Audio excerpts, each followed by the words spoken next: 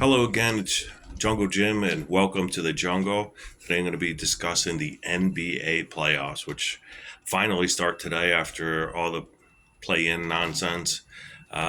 First game that I wanted to go over was the Milwaukee Bucks versus the Indiana Pacers. Milwaukee's been a severe disappointment.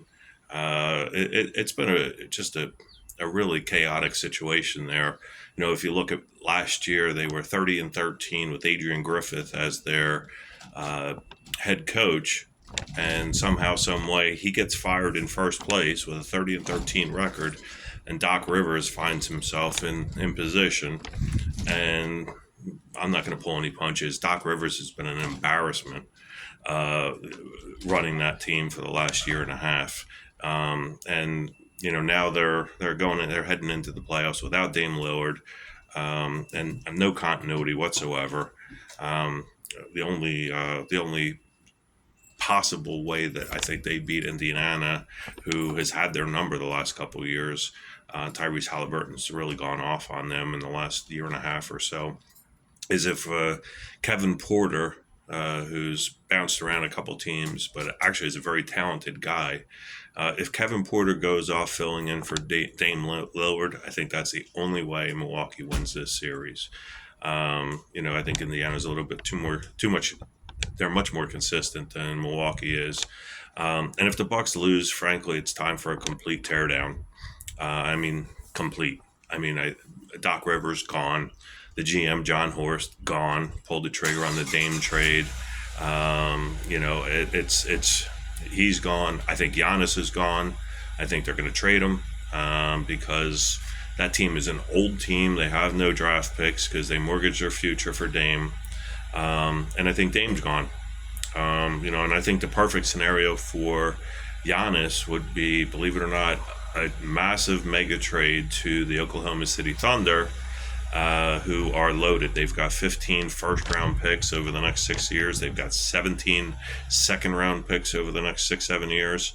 And Oklahoma City has some young talent. So they could package, 4, 5, 6 number one picks over the next few years to stockpile Milwaukee to get some talent back. And I could see them throwing a couple of young players in, including Chet Holmgren, because Giannis would take that position, and now Giannis and SGI Shea Gildress, and boy, what a combo that would be. I think that would be a win-win for Oklahoma City. That makes them legitimately the number one contender for next year. Not that they can't win it all this year; they're the number one seed from this year. But I think that sets them up for a really nice run for the next 5, 6, 7 years. And it gets some talent back to Milwaukee, and yeah, they need a complete rebuild. And obviously Dame would go too, because there's no point in having a 34-year-old, superstar on a team that's not going to, be a threat. So Dame maybe goes, to Miami, where, he was rumored to go a couple years ago when Milwaukee got him. So those are the repercussions if Milwaukee loses the series, and even if they win the series, they're out in the next round. So Milwaukee needs to tear down, I think, either way. As for the other series, the Clips in Denver, LA Clippers versus Denver, really interesting series. But I think um, the Clippers have been actually playing really, really well towards the end of the year. But I just think Denver, they went through some adversity when they fired Mark Malone, which I thought was unnecessary. But who am I to judge? But I think most basketball people are very surprised by that. But I think Denver is going to get it together. They're healthy finally. They've been dinged up most of the year. I think Denver finds a way to pull it out in Game 7 with Jokic and some of the other talented players that they have on that team. I think that they're going to be able to. Jamal Murray's a big time player. I think they're going to be able to pull it out, but I think it might go 7. The other game, Detroit versus the New York Knicks. again, another team that's been dinged up, the New York Knicks, but I think they're about as healthy as they've been in a while. Versus Detroit, which what a great season for Detroit, a surprise season, and I think JB Bickerstaff should be in the running. Not that he's going to win it, but he should be in the running for Coach of the Year. Terrific job, and Detroit's on the rise. But I think the Knicks have too much. I think they probably take them in 5 games. Um, the Minnesota Timberwolves versus the Los Angeles Lakers, and I have this as my only upset in the first round of the playoffs. I think Anthony Edwards and a healthy Julius Randle, I think they surprised the Lakers. I think that there's so much pressure on LeBron and Luka to be able to go deep into the playoffs that I think they lose sight of how good Minnesota is, and I'm calling for Minnesota to upset the Los Angeles Lakers. Um, in other series, Memphis versus Oklahoma City, I don't think that's much of a series.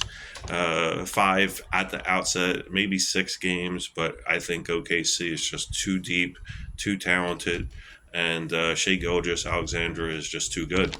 I think they take that series handily. Orlando versus Boston. Um, uh, Orlando had a great start to the season, but they kind of fizzled out right around the All Star break. And I think even though Boston's had a lot of injuries, and I think Jaylen Brown's still dinged up, they still have too much for Orlando, and Boston will win that series handily. Miami versus Cleveland. Miami just doesn't have enough weapons, and has been another surprise. And I think that's where possibly Kenny Atkinson gets Coach of the Year for Cleveland, because they've what a wonderful season. It's either Kenny Atkinson's or a Mark Daignault for Oklahoma City, I think, as Coach of the Year. But Cleveland's going to steamroll over Miami, which leads us to possibly one of the most interesting series outside of the Clippers Denver, which is Golden State versus Houston, a 7 versus a 2. And the odds makers have Golden State as an overwhelming favorite as the 7. And I think they're showing a lot of disrespect to Houston, who finished with the 2 seed. Yeah, you've got Curry and you've got the experience in Draymond and Steve Kerr, and I get all that. But Houston's actually got a lot of really good athletes. Jalen Green can shoot. The center separate for Houston's a really, really, really good center, and a good passing center. I'm laying claim that Houston's going to take care of Golden State as an underdog, which I don't believe. I think they're a wrong side dog. I think that they should be the favorite, and I think Houston's going to take Golden State, and possibly even in 5 or 6 games. I don't think it's going to be that much of a series. Maybe it goes 7, but I think Houston's going to have their way. I think Golden State, really, they had to go through the play-in game to get there. And they struggled to get out of the play-in game just to get into actually getting into the first round. So anyway, those are my picks. Have fun, enjoy it. Do me a favor, please, if you like the content. I'm doing my best to provide all kinds of different things between sports and movies, and try and entertain you and inform you if I can, with some predictions and some crazy predictions at times. But please like and subscribe, and I appreciate your continued support. And stay tuned. I'm going to have a pre-draft on Thursday, or before Thursday. I'll have a pre-draft pick for the first round of the NFL draft, and then kind of do some handicapping after the first round for Thursday, Friday, Saturday. Until then, be safe, happy Easter, and look forward to the next time. Bye.